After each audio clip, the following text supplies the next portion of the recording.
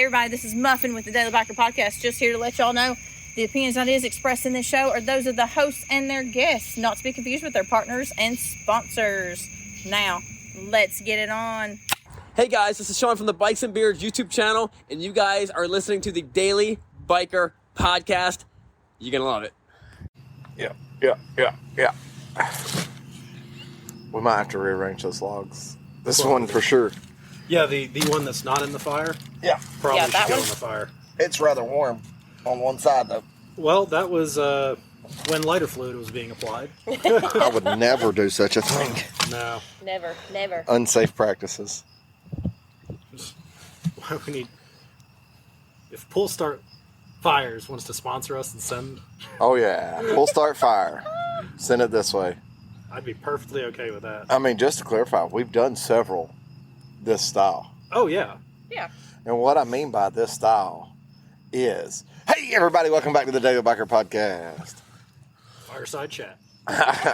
My name is Marcus. I am your clueless leader. And thank you for joining us today. We're going to go on a learning journey. Yes, we are having our fireside chat. It is the perfect time of year for us to be doing this here in southeastern Tennessee, sitting and enjoying a nice little campfire in the backyard.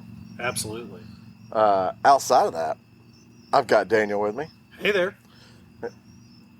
You all right? I had just drank and it didn't go all the way down. That stuff should be clearing your sinuses for sure. Well, that's the problem. That's the problem. Anyways, and we have Miss Muffin. Hey y'all. All right. I can breathe better. Let's begin. Daniel, I will let you kind of steer the ship because we'll talk about today. Okay. But since you aren't there, I'll let you ask those questions. Okay. Does that make sense? Yes, that works. Unfortunately, I was not able to join you today. Yes. But, so, Marcus, for the crowd, what did you do today? It is the start of a season. But it's not the first one. No, it's not the first one, but it's the first. It's just kind of the first big one. Yes. So it is toy run season. Toy run season's in full effect in the Chattanooga area.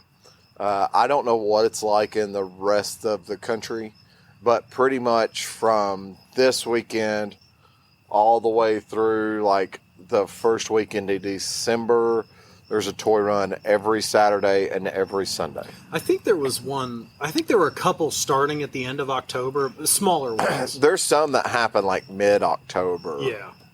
But this one is the first. For most people in big. Chattanooga, this is like the kickoff to it. Yeah. But yeah, there's literally, so in the Chattanooga area, we're recording on my phone, so I can't pull it up. But I want to say between, mid-October and the December when they finally end, there's probably 20 to 25 different toy runs. Oh, absolutely. They're going on every day of the weekend. And well, then every Wednesdays, single Fridays. county surrounding us. Mm-hmm. And then a lot of cities or municipalities have them. And then you have a lot that are geared towards certain groups. Correct. So, like, we're going to be, the next one we're actually going to go on is going to be the 27th, which is done by, I think it's done by the, like the Marine Corps and Toys for Tots and stuff like that. Yeah. So, but, I mean, like I said, Hamilton County has a toy run, Catoosa County has a toy run, Walker County has a toy run. Yeah. Depending on where you're at, sometimes they'll name it after the city. Yeah. Like Dalton City has a toy run. Mm-hmm. I don't think the county down there has a toy run or not. They might. They might. But I don't know. There's so many of them though. Yeah, and it's this time of year where it is every municipality, organizational group. And it's hard. It's honestly, in this area, it's hard to hit every one of them because today, there was a couple of them going today. Yeah. Now, most people that are doing them, they'll try and find weekends that it's other smaller toy runs as to not compete, because in our area, probably the three biggest toy runs are the Walker County Toy Run, the Catoosa County Toy Run, and then the Soddy Daisy Toy Run. Yeah. And I know it sounds funny when people go, well, why the Soddy Daisy Toy Run? So the Soddy Daisy Toy Run can actually pull out, 100 to 200 people for that toy run. We went in 2020 during COVID when toy runs were down, and they still had, 80, 90 people for that toy run? Probably, yeah. So, which is really impressive when you think about it, especially during COVID, where nobody was getting together. But these toy runs still bring people out. And guess what? A COVID-friendly sport is riding your motorcycle. That's true. In case you're still worried. Yeah. Apparently there's some people that are, because I still see them out there. Hey, look, and you wear a helmet. It's like a better mask. It probably has more stopping power. Yes, if COVID hits you at 80 miles an hour. Look, those... COVID smacks you in the face running 80. Well, when COVID first started, that's how it seemed like it was going to be. It's everywhere. It's everywhere. So we went on, today was the Walker County Toy Run. And it was pretty good. I don't want to throw a number out. I don't know. Yeah. I didn't bother to count. But would you say it was a good turnout? It's definitely a good turnout. Yeah. I mean, to me, it always is, but... To me, in this area, there's toy runs that I show up to that I know if there's 50 people, that's a good turnout because it's a smaller toy run. For the Walker County Toy Run, for the turnout that they had, there was guys that were saying they didn't have the same numbers that they had last year, but it was still a pretty full parking lot. Last year they had 505. Yeah, it was fairly large last year, but I would still guess it was at least 350, if not 400. Which is, I know we've discussed this before. That's a big turnout. That's a big turnout, and it just goes to show the type of people that ride motorcycles. Well, that's a big turnout when you think about, if every motorcycle, not person, every motorcycle brought one toy. Mm-hmm. That's a pretty good deal. That's a pretty good turnout. Nobody brings just one toy. No. Oh, absolutely not. I mean, I took probably a dozen Matchbox cars. Yeah. Like in the individual packs or whatever. So they can kind of I like doing those. I like Hot Wheels cars. I think for kids, that's something that kind of for a lot of kids, that are car people now and motorcycle people. That's what got them interested in that. Absolutely. So I very much like to keep the sport of automotive and motorcycling alive. So I choose to go that route. And, if they need to bust them up and one kid gets it or whatever, that's fine, however it needs to go. But, that's perfectly fine. But once again, going... But, like, Heather brought a toy, too. Yeah. But, that's kind of what I'm going to get at here is we talked about how many toy runs we have in this area. Yeah. And you guys brought multiple toys today. Several, like everybody brings multiple toys. Everybody brings multiple toys. And most of these people that went on the run today are going to do at least 2 or 3 more toy runs before December. I will say pretty much everybody that was at this toy run will be at the Catoosa County Toy Run. Yep. Yeah. And probably a quarter of those people, well, I'll say hopefully a quarter of those people will be at the Janet Godfrey Memorial Toy Run. Yeah. Last year, that toy run was a little bit different, but we still had a lot of people come donate. Yeah. So. Well, that one last year had rain. Didn't it get rained on? Did we get rained on? No, it was cold. It's cold. It's cold. It was okay. cold. There was one that we did that we got rained on. That was Catoosa. Was that Catoosa or Walker? Did it rain? It was... Oh, it was Catoosa. Catoosa. Because we were in the parking lot there at AutoZone and Big Lots, and it was sprinkling. Yep, that's what it was. I couldn't remember. They all blend together. they really do. I mean, you have to kind of remember where you were. But even that one, it was raining on us, and the parking lot is still full. It was full, yeah. Yeah, I mean, there was probably still close to 1,000 people there. Yeah. I know they've had well over 2,000 people for that toy run before, though. Yeah. But I think sometimes with these toy runs, though, what attracts some people don't want to go, some people do want to go. Like the Walker County Toy Run. Man, it's like an hour ride. Yeah. At like 5 miles an hour. No, probably 30, 35. It's a long ride. Yeah. And it ends for people that live in Chattanooga, you're 20, 30 minutes from home. Mm-hmm. I mean, if we went straight home, it would have taken us every bit of 30 to 45 minutes to get home. Yeah. So it's kind of one of those things. The Catoosa kind of draws a lot of people because it ends right there in Ringgold. So, for someone that it's 10 minutes to the split. Close to the interstate, easy to hop on. Yeah. Yeah. Not an issue. And that's, you're going to find that with pretty much any of the runs that we go on in this area. They're all going to, most of them end near major highways. Yeah. The one that I haven't ever been on that I've always kind of been interested, I don't know how big it is. I don't know anything about it. But I see a lot of stuff posted about it, is the Polk County Toy Run. I keep seeing stuff posted about that one, but I've never done that one either. Yeah. I think that would be a good toy run. Hamilton County has a toy run. It's not as big. Bradley County has one as well. Bradley County has one too.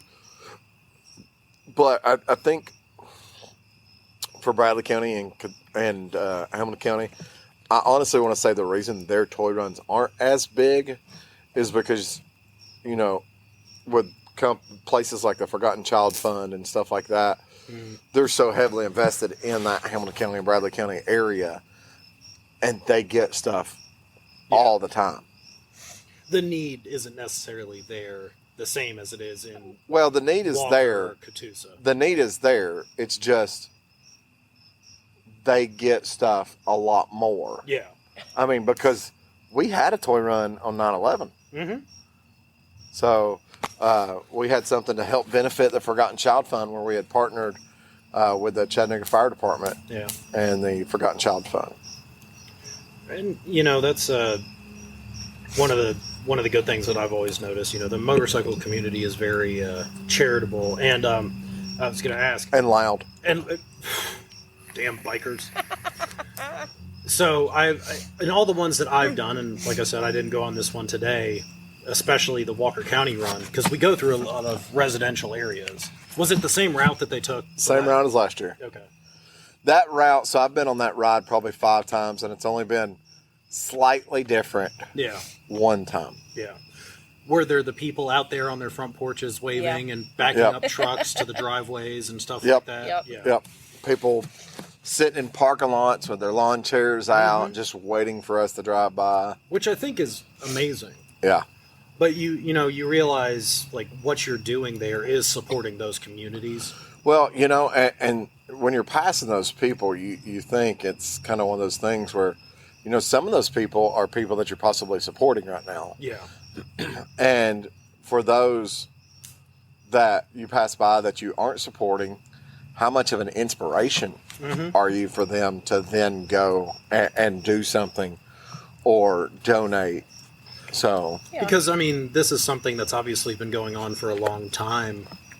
I wonder if this information's potentially out there somehow. How many people have been recipients of these? I'm sure it is, but and come out and do that. It's. Well, I met a guy one year at I think it was Walker County Toy Run. Yeah. And he was young, man. He was like 21, 22 years old. And it wasn't necessarily the Walker County Toy Run, but when he was a kid, he came from a less fortunate home, and his Christmases came from the toy run, from toy runs, which those types of things. And now that he was able to provide, he was out doing that stuff.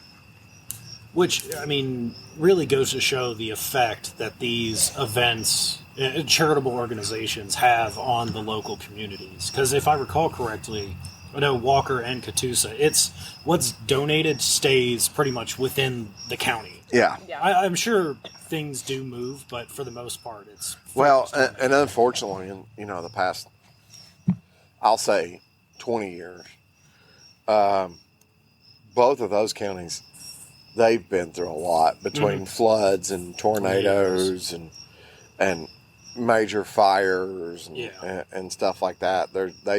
They've dealt with a lot, but that's still fairly rural area out there too. I mean, you're just outside of the city. Yeah. Well, I mean, within 10 miles. Yeah. Mm-hmm. In some areas, and you'd go out there and you wouldn't know.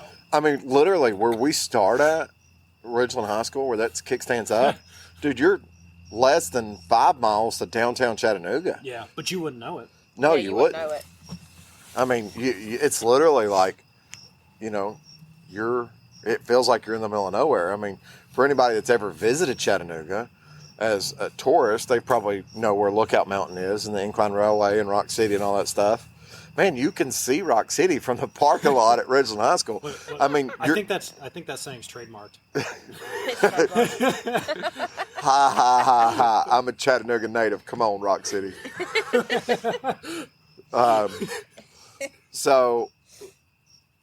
But like, I mean, you're literally from like the Incline Railway, and that part of town is called St. Elmo. Yeah. That like the Incline Railway and stuff's in. You're a 10-minute drive. Yeah, not far at all. So. Which is nice. It just ends another 45 minutes down the road. Which for some people is a lot, but for most people, it's not really a big deal. Yeah, it wasn't that bad. We left and we were hungry and, we got on the bikes. We rode 30 minutes. Get back on the highway. Yeah, got some food. Well, it takes a few to get back on the highway. That is true. But we got back and got some food and stuff like that. And it was a good day. But I definitely, I want to say that, to be a giving individual, you don't have to limit it to this time of year. No, absolutely not. No, I mean, it does make it easier to give. It's organizations that you could trust. Yeah. You know where it's going to go. Instead of doing like a nationwide organization, these are local charities. Yeah, it makes it easier. You kind of have, you might know the people in the community that it's going to go help, or you understand the communities, you've driven through them. Yeah. But I agree, it shouldn't be limited to the holiday season. Yeah. But I think that's when it's in most obvious need. Well, Friday night or Saturday night, last night, whenever that was, we went to Walmart, and I can't stop at a gas station. Unfortunately, you can't hardly stop at a gas station in Chattanooga without somebody coming up and asking you, hey, can you help me out? Especially by the Harley shop. So, really anywhere in Chattanooga. But yeah. But we went to Walmart and got some toys and stuff last night. And I come out, and we see this guy. And I don't know if he's homeless. I know he's down on his luck. Yeah. I can tell you he's down on his luck. He's walking through the parking lot with a dog. Younger guy. Dude, there's people everywhere. Yeah. He hasn't stopped and asked the first person for help. But you can hear him, like, kind of crying, but not trying not to cry. You can tell he was very broken. Yeah. And he didn't know what to do. But, like, he had a dog with him. You can tell the dog. Always hard to. Well, you can tell the dog wasn't suffering though, man. He had a little jacket on the dog, and I told Heather, I was like, I guarantee you, he's taking better care of that dog than he is himself. Oh, 100%. Oh yeah. But like, so we pulled up next to him when he's digging through the third trash can and everything, and we didn't have much cash on us. We had like $15 that was a payback from some food or whatever. But I was like, hey, dude, here's some cash. Yeah. And it was one of those things. I get so frustrated.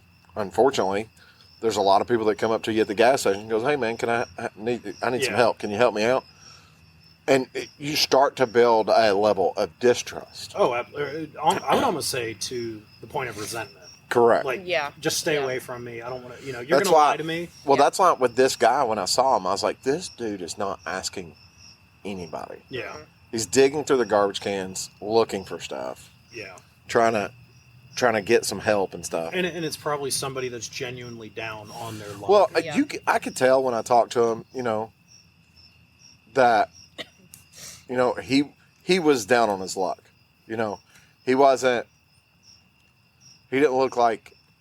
really look like he had been homeless. He kind of had like a 5 o'clock shadow and stuff like that. And I don't want to. Sorry, I was wandering the Walmart parking lot with Ginger. So it wasn't you. It wasn't you. But that's not the point. The point is, like you said, this gives an opportunity for you to be able to go to a trusted organization. I made a judgment call with that. I'm using that as an example to make a judgment call and saying that, I'm one of those people that you said it good with a level of resentment when you get so many people to come up to you in a parking lot asking for help that you're like, dude, I don't know who to trust. I don't know who just is being lazy and doesn't want to work and they're trying to make money doing this. Yeah, well, those types of things. Yeah, you never know, and that's the problem. And it's not that people don't want to help; it's that who am I helping? What am I doing with this? Why? But the other thing too is with that, I've had people come up to me at the gas station and be like, "Hey, I just need a couple dollars for gas and stuff like that," and I'm like, "Okay, I don't have any cash. I'll be glad to get you gas. Where's your vehicle at? Pull up. I'll put $15 in the gas tank." Yeah. I have yet to meet somebody that's like, that's my vehicle right there. Yep. Yeah. They're always like, oh, my vehicle's at another gas station. And I've had them say that to me when I'm like, dude, the next gas station's like 3 miles down the road. Yeah. Why are you here? Yeah, why are you here? But no, that these events are... It gives you that opportunity to be able to give to a trusted organization. Correct.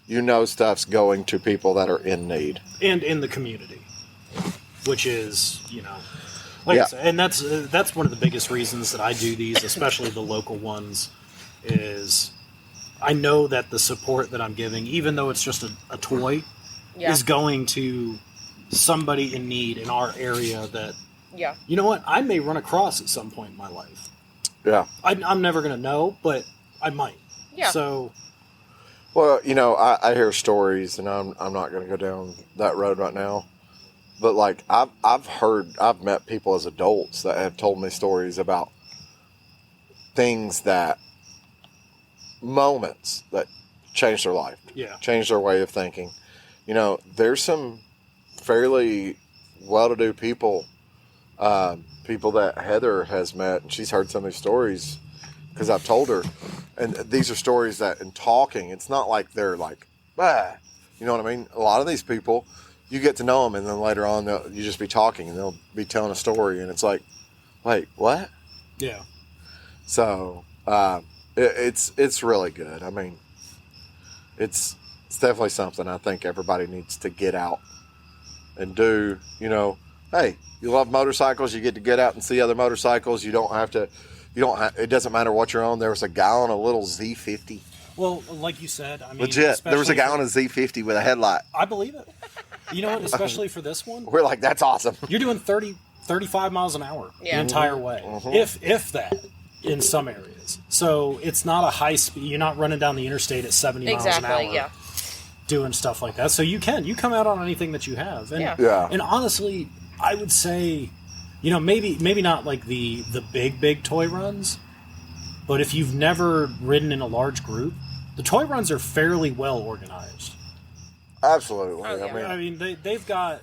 With that, the only thing I say is follow the person in front of you and don't let there be gaps. Exactly. Yeah. But we got really close to the front. Did you? Yeah, we were... Like, I could see the cop car. We were so close to the front. Well, and something I will say, at least about the toy runs, and other than what we've done in the past on dealer rides or big group rides. Yeah, I get towards the front on a lot of the dealer runs. I've heard that. I've heard that you do that. And it's hard. I can't even see you from most of those rides. But, the communities know that the rides are going on. And they generally, for those, you're not going to get a lot of people that pull out in front of you or cut them off. Or even if there's a gap, they know. Yeah. Yeah, it's true. Well... I mean, it still happens, but not as... Yeah, no, that's the... I was going to say, I mean... There's so many people, and with the invention of social media, it's so much easier. So these people in this area aren't going, oh, what's going on? Yeah. They know. And a lot of these events are ones that have been held for a number of years now at this point. A lot of these toy runs. Yeah. And people have a general idea of when they're going to happen. Well, like I think the Walker County toy run, I think it's been going on for about 20-something years. Yeah. But that's like, the Trail of Tears ride. Mm-hmm. That started out with just a couple buddies that decided to do that. And then Start our own ride. amassed into something huge. We could. We could. I kind of have in Panama started the ride to Indian Pass. Indian Pass. Yeah. I mean, this True. last time we had Well, like next 9 time or I go 10 down, we'll actually motorcycles. have to do that. yes, it's enjoyable. I'm just not going to eat oysters. No. Just to clarify, I love oysters. I do. These ones disagreed with you. One. There was only one in that whole batch that disagreed with me. We don't know which one. Did you name him? We don't know which one. This one was Gary. It's Gary's. Lucifer. Lucifer the oyster. Yeah. This one, actually, we could call it. I was gonna say Gary. Shoot, I can't think of his name right now. My mind's so blank. This one was a serial killer because he tried to murder me. Yeah, he wasn't gonna eat me or anything like that, so it wasn't Dahmer. No. Gacy. Gacy. Gacy the oyster. I called it Gacy because this one did try to. Or we could call it Leatherface because this one tried to disembowel me. Look. Oh, Too far? I feel like we've strayed from motorcycles slightly. Speaking of down the rabbit motorcycles, hole. you know what we haven't had a real conversation about? The KTM. No, Panama. Yeah. Oh no, we really didn't. Mm-mm. So, well, we can do this as a Dual. synopsis. Yeah, a dual topic podcast today. Obviously, you guys went down to Panama City Beach for Bike Week At some point in time. at some point in time at the most recent The most recent. of Bike Week at Rally. Panama City Beach, and Okay, yes, depending on when you yes. listen to this, it could be whatever time you decide you want it to be. Yes, that for us, that was only a couple weeks ago. So, share with the class. What? Now, with the class. obviously, this time you did trailer the bikes down. Yes, You went down with Fielding. because Fielding won't ride 400 miles. You know what? That's his choice. Hey, it's personal preference. I didn't think the ride down was that bad. I didn't either, but it was really nice when it was like, let's just put the bikes on the trailer. Well, except for the fact that we had to modify his trailer to get your bike on there.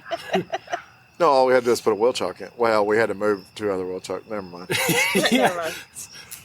It was easy until it wasn't. Yeah. The idea was easy. When he told me the trailer size, I was honestly picturing something a lot bigger. I did too, because he told me he was like, "Oh yeah, it's like a 18-foot trailer or something I think like that." it's 16 foot. 16. I was like, man, yeah, that'll be easy to put on. Yeah, I your was bikes picturing on. something a lot bigger too, so it's fine. Yeah. But it worked. You got 3 bikes on It there. worked. We did. We took 3 bikes down. We brought 3 bikes back. Good. I'm glad the other guy made it. All of them were functional. He had charged up his battery. New battery. New battery. Field had new spark plugs installed while he was down there. Hey, why not? I mean, that's a good thing about it. No bikes broke down until we got back. Then Field's broke down. Did it really? Yeah. Oh, I didn't know about that. What happened? Yeah. So that Monday Blew a spark plug out? we were riding around. Dude, we went, because I went and returned the keys to the condo. We probably rode 120 miles. Like 2 miles from the house. We stop at a bank. Yeah. Bike won't restart. Oh, no. What we later found out, because we didn't bother to check it, was one of his O2 sensors came loose. It's an odd thing to come loose. keeping the bike from starting. Huh. Hey, I like not having O2 sensors. Less to go wrong. Less electronics. Less electronics. I've never had an O2 sensor back out. I've never had one either. I've never heard of an O2 sensor backing out. Unless it was never tightened. Did he just put that exhaust on there? Didn't he get a new exhaust? No, he had some work done on that exhaust, but that exhaust was taken off the motorcycle. Yeah, it's taken off and put back on. I'm keeping my mouth shut. That's a potential scenario. So, However, Give the listeners, and especially those that maybe have never been down to Panama City Beach for Bike Week, a synopsis. I know we've done it before on other podcasts, but I mean, what do you want to know? I don't know. Well, I'm going to say you how went to down. answer that. This is the fall rally. Yes. So in Thunder Beach Rally in Panama City. Yeah, that would be where you went. Mm-hmm. Last time I checked. Mm-hmm. Let's just. Is there any major difference between the fall and spring rallies in your opinion? Absolutely. Okay. Expand. The fall rally is more like your motorcycle people. Yeah. That is people that, motorcycles are kind of a way of life for them. And that's what they want to do. For so many people, they only get so much vacation time a year. Yeah. Now, I don't have kids, or I should say we don't have kids or anything like that. So we don't have to worry about the family vacations and those types of things. And there's a lot of other people that do. So a lot of people show up to the spring rally because they plan their spring rally and then they use their other vacations times at either spring break or fall break or sometime in the summer or sometime at Christmas. So this is more of the fall rally is more of I feel like a relaxed rally. Yeah. Spring rally's more rowdy, more party. Well, and I'd imagine during the spring, too, you do have a lot of non-biker people going to that area. I mean, it's the panhandle. You got that same thing in the fall, though. Really? True. Yeah. As much as you do in the spring? Yeah, there's still a bunch of people there. The spring is during spring break and all that stuff, too. Well, the weather kept a lot of people away for this fall rally because it got chilly for a couple days. Chilly. Oh, what? It get down into the 60s? Got down to like the mid-40s a couple days. A couple nights, yeah. That's nice. I could do that. So, which for anybody listening to this that's never been to Florida that may live up north, that's extremely cold for Florida. That's cold for Florida. That's cold for Florida. They're bringing out parkas. Yeah. Oh, yeah. We had on parkas. Oh, that's hot. But it was really enjoyable. There was probably about half the amount of people that were there for the spring. Okay. Yeah. Well, I guess I do imagine that the spring's probably a little bit more popular, having warmer weather consistently, even though it's hot. But Yeah. The fall turns out, I feel like a lot larger group of younger crowd. Well, and so as far as events and things to do while you're down there, everything's still going on. Same kind of setup. There's nothing different that goes on in the fall versus the spring. It's the same stuff. Yeah, no, all the same stuff's still going on. So, what during this trip? What was your standout event, day, thing that you did that you really enjoyed that you look forward to? If there was anything special about this one, I mean, obviously for you guys, it's a vacation as well as Bike Week. Yeah. You go enjoy the beach, but you do all the events. It's hard to say what was like the big standout moment for us because we've been to so many. Yeah. And there's been so many times where we've went with different people. Mm-hmm. Yeah. That each experience has been different. Yeah. Which makes sense.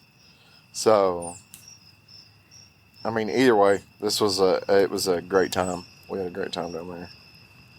And I would suggest anybody that lives in the southeast United States. There's people there from all over the country. I know, but I mean, if you live within riding distance, 400, 500, 600 What's miles, riding distance?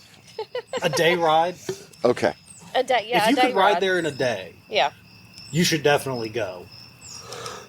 I think it was an enjoyable experience. I will definitely be back when I have vacation time again. Yeah. Have the time to go. Yeah. It was a good time, though. Good. Well, I'm glad that you guys enjoyed yourself. Jeremy messaged me while we were there. Oh, did he? I thought for a second he was there, and it wasn't that he was there. He just wanted to know how was Bike Week going and everything. He plans on going back down in the spring, though. Okay. Well, good to know. So, well, I mean, we had met with him in the spring when we went, so there's several people that are wanting to go in spring, so I've already got my booking. Yes. You probably had that booked before you did the fall. No, I didn't. Booked them at the same time? No, actually, I didn't do that either. I booked the spring when we dropped off the keys for the condo from the fall.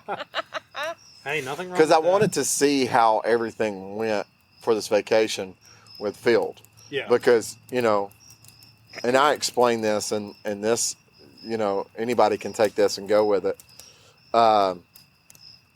You can go on a weekend trip with somebody. You can spend, I could come over here and spend 4 days straight with you. Mm-hmm. It's not going to be the same until we are locked in the same environment for 7 days. Exactly. That's true. That's when you will go, okay, can I do this? Can we make this? Yeah. Will this work? And that's why I didn't quite book anything for spring until I knew how fall went. Exactly. I knew we were going to go, but it was, what kind of setup do we need to do? And I mean, me and Phil talked about that, and he was like, oh, yeah, absolutely. Yeah. It's like the live-in test. Oh yeah, that most relationships have. You go down from Sunday to Sunday. Yeah. So you're there a full calendar week. Yeah. Yeah. Well, like some people might not, and I mean, for you, when we went, you might not have realized before we went how much a lot of times want to sit on the couch and just chill. Yeah. You might have been like, yeah, I know you like to sit on the couch and chill, but then we get down there and you're like, well, he really likes to sit on the couch and chill. Well, it's not that I don't go out. No. And you're right. And that's kind of the thing, too. And it's a vacation. Yes. It's a vacation. You get away. And, you don't always feel like you want to be doing something every single day. And I know when we went in the spring, look, there were days where we just sat out on the beach. We didn't even get on the bikes those days, except for maybe dinner. Yeah. Which, to me, wasn't a problem because it was vacation. Yeah. There's bike stuff going on, but... Yeah. Well, like I said, we went. We had a good time. Phil was like, absolutely. And then we were talking about the booking on the way back, and I was like, well, I think we need to find like a 3 or 4 bedroom because a lot of people are wanting to go, and he's like, let's see if we can rent this same place, and then if they want to go, they can find their own room. Yeah, I mean that's the easiest way to do it. That is the easiest way. Yeah. Just let people figure their own way. I mean, the condo that you guys stay in is fantastic. Well, if great, we go again, I mean, we're going in spring, and if the only other person that goes with us is Joey, I will let Joey and Phil live together. I will let them fight out, and basically, Big Spoon. well, no, basically let them fight it out and be like, Joey, if you want to stay with us, that's fine. Me and Heather have this bedroom. You and Phil can fight it out about who gets the bedroom, who gets the couch. Yeah. So That's not a bad thing, though. because it's not really I mean, you've seen it. It's not like oh yeah, this is a couch I can lay on and pass out. Although Phil did more than once. It does fold out, doesn't that one? I know. Into a recliner. Into a recliner, but that's it. Look, I mean, you and I both know we can both fall asleep on couches. That's Those are not some a problem. comfy couches and recliners. Mm-hmm. So, yeah. Oh yeah. So I can't wait till spring. See what happens with that. Well, that'll be good. I know. Well, and that's something that you guys like to do. You go down there for spring and fall. Yeah. That's our vacation. I mean, Yeah. we get, two vacations a year. That's what we plan. That's what we do. And I would say anybody that's never been, you should absolutely go. At least experience it once. It's definitely worth it once, yeah. It may not be your thing. It may not be what you want to do. But do it once. You say you've done it. You've been there. You've experienced it. And, it's something that everybody needs to go to. Yeah. Well, that's why I've never done Sturgis. I want to do Sturgis. I want to do Sturgis. But everybody I talk to, they're like, to do it right from here. Now, this is people I've talked to in our area that have been. Other people might have different opinions, but we're 1,500 miles away. Yeah. You can't be talking about those gold wing guys. So everybody that I've talked to, they're like, to do it right, dude, you're going to need like a week and a half to 2 weeks. Yeah. Yeah. Take a week and a half to 2 weeks to do it. Yeah. And I get it. There's people in Southern California, they're also 1,500 miles away or 1,400 miles away or whatever. But one of the Thrash and Supply, they went up there and did it. Well, they did like a 3-day ride. Yeah. And then spent like 4 or 5 days up there. Yeah. See, so you're already talking then with the ride back a week and a half. Yeah. Because it'd be hard to do a 3-day ride up there and then spend a day and then leave. Ride. Yeah. That's not worth it. It's not worth it, no. Yeah. So in all actuality, you're looking at 2 weeks. Yeah. Yeah, and there's a lot of effect, there's a lot of people that are like, I'll just rent a bike up there or something of that nature. I mean, not even for the whole, I rode to Sturgis. I would want my bike up there. Oh, yeah. Exactly, yeah. So when I'm riding a bike, I'm riding my motorcycle. I'm not riding somebody else's motorcycle. Yeah, renting a motorcycle kind of seems, for something like that. Now I can understand. Like a cheap way out? Yeah, like a cheap way out.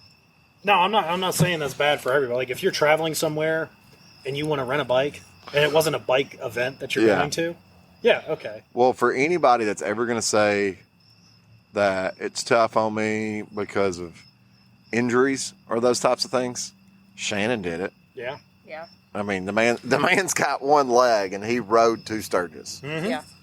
So well, they took 3 days to get up there, didn't they? Or they did it in 2? I think they did it in 2. I think it was 2. Because I think they did like 900 miles on their first day. Yeah. You know what? That's a long day, but you get it done.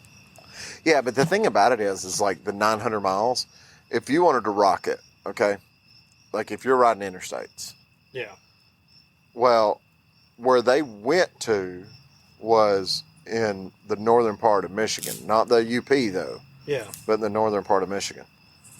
75 runs straight up all the way. One road. I mean, literally, right now we're, as a crow flies, 2 miles, 2.5 miles from I-75. Correct. So it's like, 900 miles is a long way, but if you're 900 miles on the interstate, it's not that bad. It's still 900 miles, but it's not going to be like 900 miles of back roads. Yeah. True. Oh, That's 900 miles of back roads. That's a week-long event. Yeah. But the upside for us is you have all kinds of options. I know people that have rode like out to Colorado and then up that way. Yeah. Stuff like that. Which makes sense. I mean, there's a lot of different ways from where we are here in Chattanooga. Yeah. Yeah. Yeah. Well, you can also, from here, you can drive south to Atlanta and then get on an airplane. I mean... Yes. Actually, you don't even have to drive to Atlanta. Go to the Chattanooga airport, get an airplane from Chattanooga to Atlanta, and then fly from Atlanta. Yes. I think the best way to do it, though, is Amtrak.